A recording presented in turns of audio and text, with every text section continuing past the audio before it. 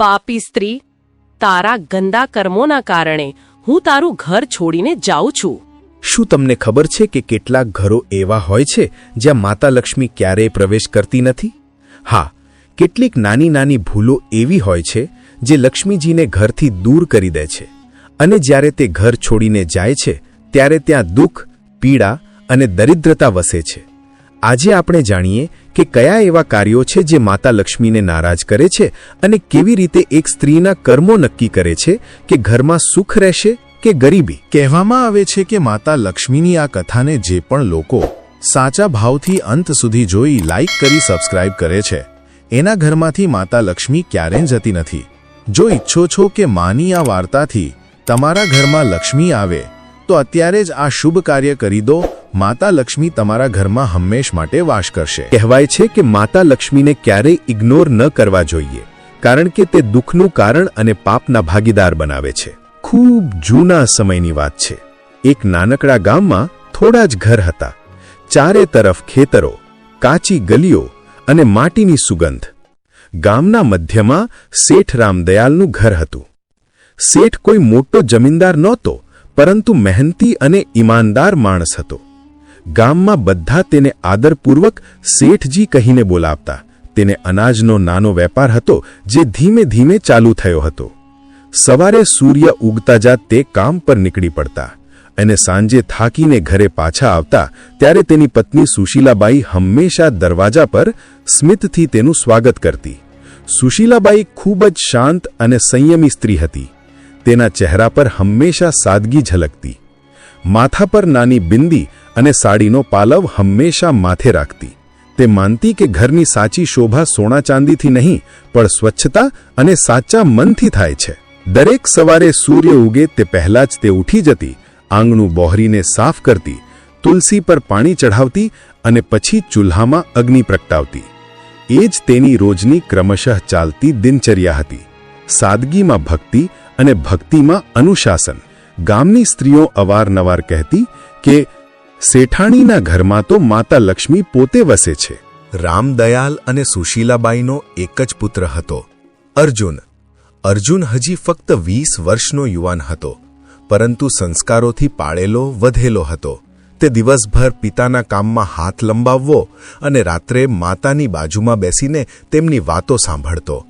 એક દિવસ તેણે માતાને કહ્યું, માં, જ્યારે તમે તુલસીના આગળ દીવો પ્રગટાવો છો ને, ત્યારે લાગે છે કે ઘરમાં ખરેખર દેવી ઉતરી આવી છે. સુશીલાબાઈ સ્મિત કરીને બોલી, બેટા, દેવી તો દરેક એ ઘરમાં રહે છે જ્યાં સ્વચ્છતા અને શ્રદ્ધા હોય. ફક્ત તેમને માનવાનું સાચું હૃદય જોઈએ. સમય પસાર થતો ગયો. ઘરમાં બધું સુખ શાંતિથી ચાલતું હતું, પણ કિસ્મતના ખેલ અનોખા હોય છે. એક દિવસ સુશીલાબાઈને હળવો તાવ આવ્યો. તેમણે વિચાર્યું 2 દિવસમાં ઉતરી જશે, પરંતુ તાવ ધીમે ધીમે વધતો ગયો. પહેલા થાક, પછી નબળાઈ અને પછી એવી સ્થિતિ આવી કે તેઓ રસોડા સુધી પર જઈ શકતા ન હતા. રામદયાલે ગામના વૈદ્યને બોલાવ્યો. વૈદ્યજી આવ્યા, નાડી જોઈ, કેટલીક જડીબુટ્ટી અને દવા આપી, પરંતુ કોઈ ફરક ન પડ્યો. દિવસ પર દિવસ સુશીલાની તબિયત બગડતી ગઈ. ઘરનું વાતાવરણ જે પહેલા હાસ્ય અને પૂજાના મંત્રોથી ગૂંજતું હતું, હવે શાંત અને સુનસાન બનતું ગયું. રામદયાલ ઘણીવાર રાત્રે આંગણામાં બેસીને વિચારતો કે આ અચાનક બધું કેમ થઈ ગયું? શું મારી કમાણીમાં કોઈ ખોટ રહી ગઈ કે અમે કોઈનું મન દુભાવી દીધું? તે આકાશ તરફ જોઈને મનમાં બોલતો, માં લક્ષ્મી, જો મારી કોઈ ભૂલ થઈ હોય તો ક્ષમા કરજો. પણ જવાબમાં ફક્ત પવનની ધીમી સરસરાહટ જ સંભળાતી. અર્જુન હંમેશા માતાની પાસે રહેતો, કાળો બનાવતો, માથું દબાવતો, અને ધીમે ધીમે એને સમજાયું કે ઘરની સાચી નીંવ તો માતા જ હોય છે. સુશીલાબાઈ બીમાર પડતા જ ઘરની આખી વ્યવસ્થા બદલાઈ ગઈ હતી. જે રસોઈ હંમેશા ચમકતી હતી, હવે એવી ન રહી. સફાઈમાં ઢીલાશ આવવા લાગી. પૂજા પણ ક્યારેક થતી, ક્યારેક રહી જતી. ધીમે ધીમે એ પવિત્રતા જે એક ઘરની ઓળખ હતી, જાણે કાળી પડી ગઈ. એક રાતે જ્યારે શેઠ પોતાની પત્ની સુશીલાના માથા પાસે બેસેલો હતો, તેણે ધીમે અવાજમાં કહ્યું, સુશીલા, હું વિચારું છું કે હવે અર્જુનના લગ્ન કરી દઉં. સુશીલાબાઈએ ધીરે આંખો ખોલી અને બોલી, આટલી જલ્દી? હજી તો એ બાળક જ છે. રામદયાલ બોલ્યો, હવે એ બાળક નથી રહ્યો. ઘર સંભાળવાનો સમય આવી ગયો છે અને હું ઈચ્છું છું કે જ્યાં સુધી તું છે નવી વહુને તારા હાથથી જમાડી લે અને જોઈ લે. આ કહેતા કહેતા એનો અવાજ ભારે થઈ ગઈ. સુશીલાએ થોડું વિચારીને ધીમે કહ્યું, જો તમને લાગે છે કે આ જ યોગ્ય છે તો લગ્ન કરી દેજો. બીજા જ દિવસે રામદયાલે નક્કી કરી લીધું કે તે પોતાના દીકરાને માટે એક એવી વહુ શોધશે જે સચ્ચરિત્ર અને સંસ્કારી હોય, જે ઘરને ફરી એ જ રીતે સજાવી દે જેમ તેની પત્ની સુશીલાએ સજાવ્યું હતું. ગામમાં વાત ફેલાઈ ગઈ કે શેઠ રામદયાલ પોતાના દીકરા અર્જુન માટે વહુ શોધી રહ્યા છે. ચબૂતરો બેસેલા હોય કે ચોરે બેઠેલા વડીલો હોય કે કૂવા પર વાતો કરતી સ્ત્રીઓ હોય, બધાની ચર્ચામાં એ જ વિષય હતો. કોઈ કહે, શેઠજીને તો મોટા ખાનદાનની વહુ જોઈતી હશે, તો બીજો બોલી ઉઠે, ના ભાઈ, તેઓને તો સાદગી અને સંસ્કારવાળું ઘર જ પસંદ આવશે. ધીમે ધીમે આ વાત આખા વિસ્તારમાં ફેલાઈ ગઈ. હવે દરેકને ખબર પડી ગઈ હતી કે શેઠ રામદયાલ પોતાના દીકરા અર્જુન માટે ઘરગથ્થુ જીવનની શરૂઆત કરવાની તૈયારી કરી રહ્યા છે. સંબંધની વાતો શરૂ થઈ. આજુબાજુના ગામોમાંથી લોકો પોતાના સૂચનો લઈને આવવા લાગ્યા. દરેક પોતાના ઘરની દીકરીની પ્રશંસા કરતા. શેઠ બધાની વાતો ધ્યાનથી સાંભળતો, પરંતુ દરેક વખતે તેના મનમાં એક જ વિચાર ગૂંથાતો કે સૌંદર્ય કે સંપત્તિથી ઘર નથી ચાલતું, ઘર તો સંસ્કાર અને સંયમથી બને છે. એ દરમિયાન શેઠનો જૂનો પરિચિત ગોવિંદજી મળવા આવ્યો. તેણે કહ્યું, શેઠજી, મારા સગાના ઘરમાં એક છોકરી છે. નામ છે રાધા. સીધી સાદી, ઘર સંભાળનારી અને વડીલોનો આદર કરનારી. મને લાગે છે કે તે તમારી વહુ બનવા યોગ્ય છે. શેઠ બોલ્યો, સારું, હું જઈને જોઈ આવું. પહેલાના સમયમાં પિતા પોતે જ જઈને છોકરી જોઈ આવતા હતા. બીજા દિવસે સવારે શેઠ એકલો જ નીકળ્યો. બપોર સુધીમાં તે એ ગામે પહોંચી ગયો જ્યાં રાધાનું ઘર હતું. ઘર ખૂબ સાદું, આંગણું સ્વચ્છ અને વાતાવરણમાં શાંતિ અને સાદગી હતી. રાધાના પિતાએ આદરપૂર્વક શેઠનું સ્વાગત કર્યું. વાતચીત દરમિયાન રાધા પાણી લઈને આવી, માથું નમાવેલું, શાંત અને સંસ્કારી સ્વભાવની. શેઠે મનમાં વિચાર્યું, હા, આ જ છે તે છોકરી જેને ઘર ચલાવવાની સમજણ લાગે છે. એ જ દિવસે શેઠે ત્યાં જ સંબંધ નક્કી કરી દીધો અને કહ્યું, હવે ફક્ત શુભ દિવસ કાઢજો. હું જલ્દી મારી વહુને અમારા ઘરે લઈ આવવા ઈચ્છું છું. ઘરે પરત જઈને સુશીલાબાઈને કહ્યું, મેં છોકરી જોઈ લીધી. નામ છે રાધા. સ્વભાવ ખૂબ સારો છે. ચહેરા પર સાદગી છે અને આંખોમાં આદર દેખાય છે. સુશીલાબાઈએ શાંતિથી કહ્યું, જો તમને મનથી યોગ્ય લાગી છે તો એ જ સારું. છોકરી એ જ સારી જે ઘરને અપનાવે. શેઠે માથું હલાવ્યું. મનમાં એક શાંતિનો અહેસાસ થયો. હવે લાગે છે કે ઘર ફરીથી સારું થઈ જશે. થોડા જ દિવસોમાં સંબંધ નક્કી થઈ ગયો. શુભ મુહૂર્ત નીકળ્યું અને બંને ઘરોમાં આનંદની લહેર દોડી આવી. સમય પસાર થયો અને લગ્નનો દિવસ આવી ગયો. સરળતાથી પણ સંપૂર્ણ રીતિ રિવાજો સાથે લગ્ન થયા. રાધા હવે શેઠ રામદયાલના ઘરની વહુ બની ગઈ હતી. લગ્નને થોડા અઠવાડિયા વીતી ગયા. ઘરમાં નવી રોનક હતી. બધું જાણે ફરીથી જીવંત થઈ ગયું હતું. રાધા વહેલી સવારે ઉઠતી, આંગણામાં પાણી છાંટતી, તુલસીને નમન કરતી અને રસોડામાં માં અન્નપૂર્ણા માનો ભોગ તૈયાર કરતી. સુશીલાબાઈના ચહેરા પર સાંત્વનાનો તેજ હતો. તેમને લાગતું કે જાણે માતા લક્ષ્મી પોતે ઘરમાં આવીને વસ્યા હોય. પરંતુ જેમ જેમ દિવસો પસાર થયા, રાધાની આદતો બદલાવા લાગી. હવે તે સવારે મોડી ઉઠવા લાગી અને થોડા જ દિવસોમાં આંગણાની સફાઈનો સમય બદલાઈ ગયો. આની પહેલા સૂર્યોદય થયા પહેલા જ સવર્ણીની ઝાડુની ધ્વનિ સંભળાતી હતી. હવે સૂર્ય આકાશમાં ચઢી આવતો છતાં આંગણામાં પાન પડ્યા જ રહેતા. એક સવારે સુશીલાબાઈ તુલસી પર પાણી ચડાવવા બહાર આવી તો જોયું, સાવરણી ખૂણામાં પડેલી હતી અને રાધા હજી ઉઠી નહોતી. તેઓ ધીમેથી રૂમમાં ગઈ અને નરમ અવાજમાં બોલી, વહુ બેટા, હવે તો સૂર્ય આંગણામાં આવી ગયો છે, ઉઠી જા. ઘરની રોનક તો સવારની સફાઈથી જ શરૂ થાય છે. રાધાએ અડધી ઊંઘમાં આંખ ખોલી અને બોલી, માજી, આજે બહુ ઊંઘ આવી રહી હતી, હજી થોડું વધુ સૂઈ જવા દો ને. સુશીલાબાઈ ધીમે બોલી, બેટા, વધુ ઊંઘવાથી મનમાં આળસ આવે છે, અને જ્યારે મન આળસું થઈ જાય ત્યારે લક્ષ્મીજી પણ ઘરની દિશા ભૂલી જાય છે. સવારની હવા અને સૂર્યની કિરણો ઘર માટે આશીર્વાદ સમાન હોય છે, તેને આમ ઊંઘમાં ઉડાડી ન દેવાય. રાધાએ હળવી સ્મિત સાથે કહ્યું, માં, હું કાલથી ધ્યાન રાખીશ. પણ બીજા દિવસે ફરી એ જ થયું. સૂર્ય ઉગ્યો પણ આંગણું શાંત રહ્યું. ક્યાંય ઝાડોની ધ્વનિ નહોતી. તુલસી માતાની માટી સુકાઈ ગઈ હતી, જાણે તેને પણ પાણીની રાહ હતી. થોડા દિવસો બાદ બીજી ઘટના બની. રાધા ઝાડો લગાવી રહી હતી ત્યારે અચાનક ઝાડુ તેના પગને અડકી ગઈ. સુશીલાબેને જોતા જ અવાજ આપ્યો કે, રાધા બેટા, સાવરણી પગથી ન અડ, આ માં લક્ષ્મીનું પ્રતીક છે. રાધા હસતા બોલી, અરે માં, આ તો ફક્ત ઝાડુ જ છે, ભૂરથી લાગી ગઈ, હવે આમાં શું અપશકુન. સુશીલાબેને ઝાડુ ઉઠાવીને દિવાલ પાસે રાખી અને ધીમી રીતે કહ્યું, બેટા, એ જ તો ભૂલ છે. જ્યારે માણસ નાની વાતોને હલકામાં લે છે ત્યારે મોટી બરકતો અને લાભ એની પાસેથી રિસાઈ જાય છે. ઝાડુ ફક્ત સફાઈનું સાધન નથી, એ તો લક્ષ્મીજીનો આશીર્વાદ છે, જે ઘરમાંથી ગંદકી અને અશુદ્ધતા દૂર કરે છે. રાધાએ હળવે સ્વરે કહ્યું, માજી, તમે પણ ને દરેક વસ્તુને પૂજા બનાવી દો છો. સુશીલાબેન હસ્યા, પણ તેમની આંખોમાં એક ગંભીર ચિંતા ઝલકાઈ ગઈ. ધીરે ધીરે રાધાનું ધ્યાન ઘરના કામકાજ અને રસોઈમાંથી હટવા લાગ્યું. પહેલા જે સવારે વહેલા ઉઠીને ઝાડુ લગાવતી, તુલસીને પાણી અર્પણ કરતી, એ હવે મોડું ઉઠતી. એક રાતે થાકી ગઈ હતી. ખાવાનું બનાવીને બાકીના એઠા વાસણ ચૂલ્હા પાસે જ મૂકી સૂઈ ગઈ. રાતે સુશીલાબેન પાણી પીવા ઉઠ્યા તો જોયું, રસોડામાં જૂઠા એઠા વાસણોનો ઢગલો લાગેલો. ચૂલ્હો હજુ ઠંડો પણ નહોતો થયો. સવાર થતાં જ તેમણે રાધાને બોલાવી, બેટા, રસોડું તો માતા અન્નપૂર્ણાનું સ્થાન છે, ત્યાં ગંદકી કરવી અને છોડવી શુભ નથી. રાત્રે ગંદકી છોડવાથી નકારાત્મક ઉર્જા પેદા થાય છે.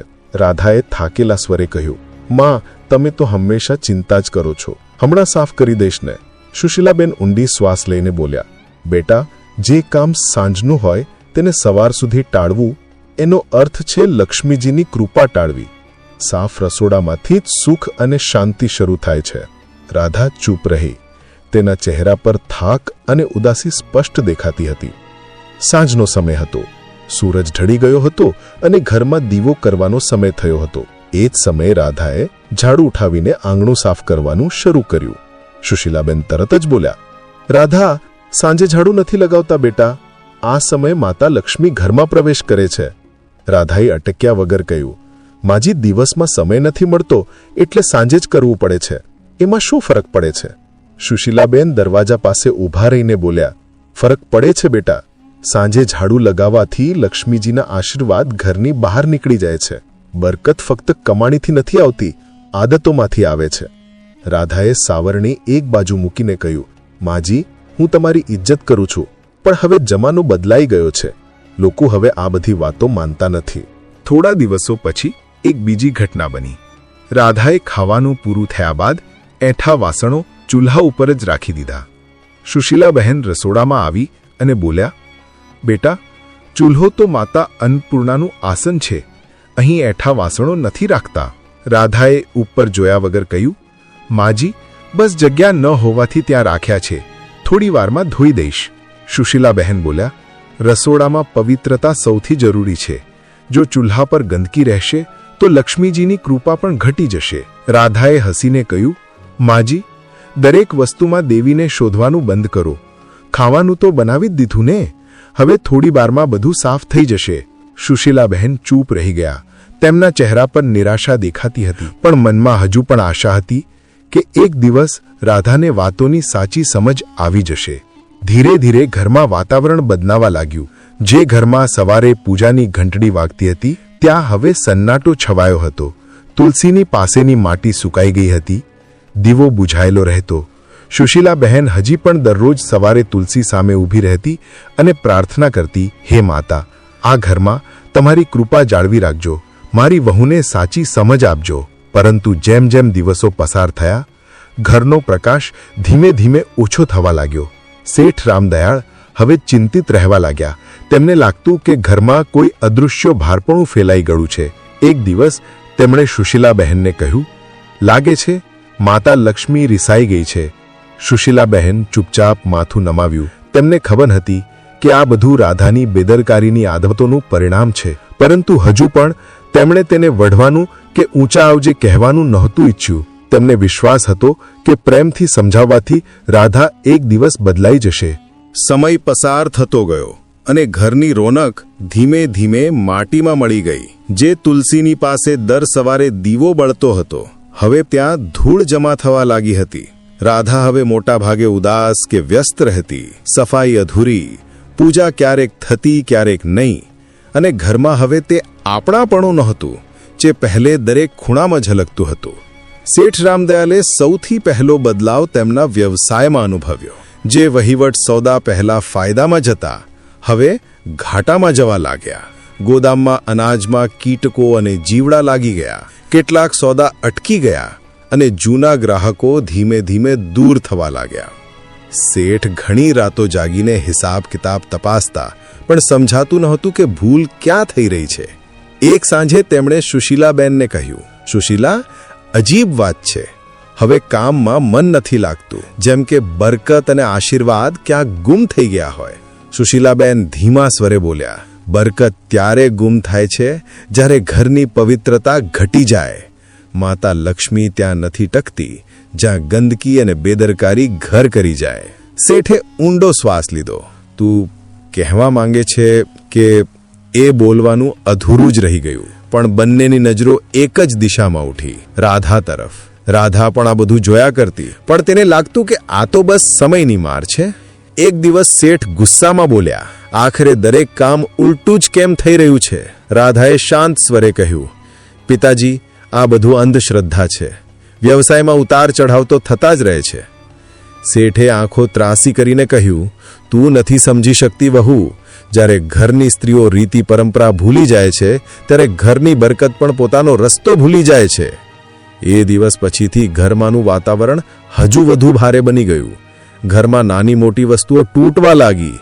રાધાએ હવે ધ્યાન આપવાનું બંધ કરી દીધું હતું. સાવરણી એક ખૂણે પડેલી રહેતી. રસોડામાં વાસણો ક્યારેક પૂરા સાફ ન થતા. સુશીલાબાઈ હવે મોટા ભાગે મૌન રહેવા લાગી. દરેક સાંજે તે તુલસી પાસે બેસીને મનમાં કહેતી, હે માં, હવે કંઈક તું જ કર. એક રાત્રે જોરદાર પવન ફૂંકાયો. આંગણામાં રાખેલો દીવો ઓલવાઈ ગયો અને એ જ ક્ષણે ગોદામમાંથી ખબર આવી, શેઠજી, આગ લાગી ગઈ. શેઠ દોડ્યો, પણ બહુ મોડું થઈ ગયું હતું. ગોદામનું અડધું અનાજ બળી ગયું હતું. ગામવાળાઓ કહેતા, આવું તો પહેલે ક્યારેય નહોતું થયું. રામદયાલ ત્યાં જ જમીન પર બેસી ગયો. માથા પર હાથ રાખીને ધીમે બોલ્યો, લાગે છે માં લક્ષ્મીએ ખરેખર મોં ફેરવી લીધું છે. ઘરે પાછા ફરતા તેની આંખોમાં આંસુ હતા. એ રાત્રે ઘરમાં કોઈ બોલ્યું નહોતું. શેઠના દિલમાં પ્રથમવાર એ ઊંડું ભાન બેસી ગયું હતું કે હવે જો કંઈ નથી બદલાવાનું તો આ ઘરની ખુશીઓ કદી પાછી નહીં આવે. શેઠની મહેનત, નામ અને ઇજ્જત બધું એક સાથે ડૂબી ગયું. ઘરનું વાતાવરણ પણ હવે સંપૂર્ણ બદલાઈ ગયું હતું. જે ઘરમાં દર સવાર પૂજાની ઘંટડી અને તુલસીની સુગંધ ગૂંજતી હતી, હવે ત્યાં સન્નાટો છવાયો હતો. શેઠ રામદયાળ હવે દિવસ રાત ચિંતામાં ડૂબેલો રહેતો. રાતે તે ઘણીવાર ફળિયામાં બેસીને બબડતો, માં લક્ષ્મી, તું ક્યાં જતી રહી? એક સાંજે શેઠ ઘેર આવ્યો. તેના ચહેરા પર ગુસ્સાનો લાલ રંગ છવાયેલો હતો. આંગણામાં બેસી ગયો અને જોરથી બોલ્યો, બસ, હવે હું આ બધું વધુ સહન નથી કરી શકતો. સુશીલાબાઈ ચોંકીને બોલ્યા, શું થયું જી? શેઠ ગુસ્સે બોલ્યો, શું કહું, બધું ખતમ થઈ ગયું. મહેનત, ઇજ્જત, વેપાર બધું ભસ્મ થઈ ગયું. તે થોડી ક્ષણ રોકાયો અને કડક નજરથી જોયું. તેની નજર રાધા પર અટકી ગઈ, જે નજીક જ ઊભી હતી. રાધા કાંપી ગઈ. ધીમે સ્વરે બોલી, પિતાજી, મારી શું ભૂલ છે? હું તો દરરોજ કામ કરું છું. શેઠનો અવાજ ભારે અને કંપતો હતો. કામ તે તો ઘરના રૂપને જ બદલી નાખ્યું બુ. ન સફાઈ, ન શ્રદ્ધા, ન સવારનો દીવો. જ્યારે સ્ત્રી ઘરની મર્યાદા ભૂલી જાય ત્યારે માતા લક્ષ્મી પણ તેને છોડીને ચાલી જાય છે. જે દિવસે તું આ ઘરમાં આવી તે દિવસથી ઘરની બરકત ઘટી ગઈ. રાધાની આંખો ભરાઈ આવી. તે રડતા રડતા બોલી, પિતાજી, મેં ક્યારેય કોઈના પ્રત્યે ખરાબ ઈરાદો નથી રાખ્યો. મેં ફક્ત મારી રીતે જીવવાની કોશિશ કરી. જો પૂજામાં થોડું મોડું થાય કે સફાઈમાં ખામી રહી જાય તો શું બધા વિનાશની જડ હું જ છું? શેઠ ગુસ્સામાં ઉઠી ગયા અને જોરથી બોલ્યા, હા, કારણ કે ઘરનો પાયો સ્ત્રીના કર્મોથી જ ટકી રહે છે. જો એ જ ઢીલી પડી જાય તો આખું ઘર ઢળી પડે છે. તારા આવ્યાથી ન શાંતિ રહી ન બરકત. હવે હું તને વધુ કંઈ નથી કહેતો, ફક્ત એટલું જ કે આ ઘરમાંથી ચાલતી થા રાધા. જા અને તારા કર્મો પર પોતે વિચાર કર. રાધા સ્તબ્ધ રહી ગઈ. તેણે કાંપતા અવાજમાં કહ્યું, માજી, તમે તો કંઈ કહો. શું સાચે મારા જ કારણે આ બધું થયું? સુશીલાબાઈની આંખોમાં આંસુ હતા, પરંતુ પતિના ગુસ્સાને જોઈને કોઈ શબ્દો બહાર ન નીકળ્યા. રાધાના ગાલ પર આંસુ સરકી પડ્યા. શેઠે કડક અવાજમાં કહ્યું, હવે આ ઘરમાં ત્યારે જ પાછી આવજે જ્યાં સુધી મન અને ઘર બંને પવિત્ર ન થઈ જાય. રાધાએ કંઈ કહ્યા વિના માથું ઝુકાવ્યું. તેણે ધીમેથી દહેલીજ પાર કરી. એ જ દહેલીજ જ્યાં થોડા મહિના પહેલા તેણે પહેલી વાર પગ મૂક્યો હતો. રાધા કંઈ બોલ્યા વિના, કોઈ સામાન વિના, આંસુઓથી ભીંજાયેલી સાડીમાં એ ઘર છોડીને નીકળી ગઈ. પગ ભારે હતા, પરંતુ મનમાં એક સંકલ્પ સળગી રહ્યો હતો. હવે તે મા લક્ષ્મી પાસે ક્ષમા માંગશે, ભલે એની માટે તેને પોતાને અર્પણ કેમ ન કરવી પડે. રાત ઠંડી ધકાયેલી હતી. રસ્તો સુનસાન. ગામની બહાર નીકળતા જ ઘનઘોર જંગલ શરૂ થઈ ગયું. વૃક્ષોની છાયમાંથી ચાંદાના કિરણો પણ મુશ્કેલથી જ જમીન પર પહોંચી રહ્યા હતા. તે એક જૂના વડના ઝાડ નીચે બેસી ગઈ. આંસુ રોકાઈ રહ્યા નહોતા, પણ અંદર એક અજબ માફી અને કરુણા હતી. તેણે હાથ જોડીને કહ્યું, મા લક્ષ્મી, જ્યાં સુધી તમે દર્શન નહીં આપો ત્યાં સુધી હું અન્ન નહીં ગ્રહણ કરું અને જળ નહીં પીઉં. રાત વીતી ગઈ. દિવસ નીકળ્યો. ભૂખથી શરીર તૂટી રહ્યું હતું, પણ તેનું મન વધુ મજબૂત બનતું ગયું. ત્રીજા દિવસે જ્યારે સૂર્ય ઢળવા લાગ્યો ત્યારે ચારે બાજુ અચાનક હળવો પ્રકાશ ફેલાઈ ગયો. રાધાએ આંખો ખોલી. સામે સુવર્ણ આભા હતી અને એ આભામાંથી એક દિવ્ય સ્વર નિસરી રહ્યો હતો. રાધા કાંપતા શરીરે ઊભી થઈ ગઈ. માં લક્ષ્મી, શું ખરેખર તમે મારા સામે છો? માં લક્ષ્મી સ્મિત કરી. તેમનું મુખ પ્રકાશથી ભરેલું હતું. હા બેટા, હું આવી છું. તારો આહવાન સાચો હતો. તારો પ્રત્યાતાપ મને અહીં ખેંચી લાવ્યો છે. પણ બેટા, મને કહે કે તું દુઃખી કેમ છે? રાધાએ જમીન પર માતાને નમન કરી આંસુઓથી ભરેલા અવાજમાં બોલી, માં, મારાથી ઘણી ભૂલો થઈ ગઈ. મેં તમારી પરંપરાઓને અવગણ્યા, સાસુજીની વાતોને જૂની માન્યતાઓ સમજી, અને હવે મારા કારણે બધું નષ્ટ થઈ ગયું. કૃપા કરીને કહો માં, મેં કઈ કઈ ભૂલ કરી? માં લક્ષ્મીનો સ્વર મધુર હતો પણ ગંભીરતા ભરેલો. બેટા સાંભળ, જ્યારે કોઈ સ્ત્રી આ ભૂલો કરે છે ત્યારે હું પોતે એ ઘર છોડીને દૂર ચાલી જાઉં છું. તેમણે પોતાની ઉજળી હથેળી ઊંચી કરી અને એક પછી એક સમજાવ્યું. પહેલી ભૂલ, જ્યારે કોઈ સ્ત્રી સાવરણીને પગથી અડાડીને ઠેબકે છે ત્યારે તે મા લક્ષ્મીનું અપમાન કરે છે, કારણ કે સાવરણી સ્વચ્છતા અને સમૃદ્ધિનું પ્રતીક છે.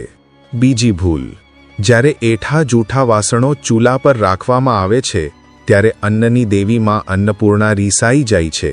જ્યાં અપવિત્રતા રહે છે ત્યાં હું પ્રવેશ નથી કરતી. ત્રીજી ભૂલ, જ્યારે દહેલીજ અને બારણામાં બેસીને ભોજન લેવાય છે ત્યારે તે સ્થાન, જે સ્વાગત અને આશીર્વાદનું પ્રતીક છે, અશુદ્ધ થઈ જાય છે. હું દહેલીજ પરથી પાછી વળી જાઉં છું. ચોથી ભૂલ, જ્યારે સાંજના સમયે ઝાડુ અને સાવરણી લગાવવામાં આવે છે ત્યારે એ સમય મારા આગમનનું હોય છે અને તે મારું સ્વાગત કરવા બદલે મને જ બહાર કાઢી દે છે. પાંચમી ભૂલ, જ્યારે સ્ત્રીઓ મોડે સુધી સૂતી રહે છે અને સૂર્ય ઉગ્યા પછી પણ ઘર બંધ રહે છે ત્યારે આળસને કારણે ઘરની ઊર્જા નષ્ટ થાય છે. હું આવા ઘરોમાં નથી રોકાતી. છઠ્ઠી ભૂલ, જ્યારે આંગણાની સફાઈ થતી નથી ત્યારે ત્યાં નકારાત્મકતા ફેલાય છે. હું જ્યાં ગંદકી જોઉં છું ત્યાંથી પાછી ફરી જાઉં છું. 7મી ભૂલ, જ્યારે જૂઠા એઠા વાસણો રાત્રે રસોડામાં પડેલા રહે છે ત્યારે તે અંધકારને આમંત્રણ આપે છે અને હું એવા ઘરોમાંથી વિદાય લઈ લઉં છું.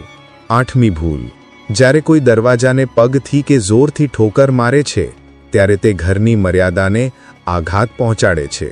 હું ત્યાં રહી શકતી નથી જ્યાં આદર ન હોય.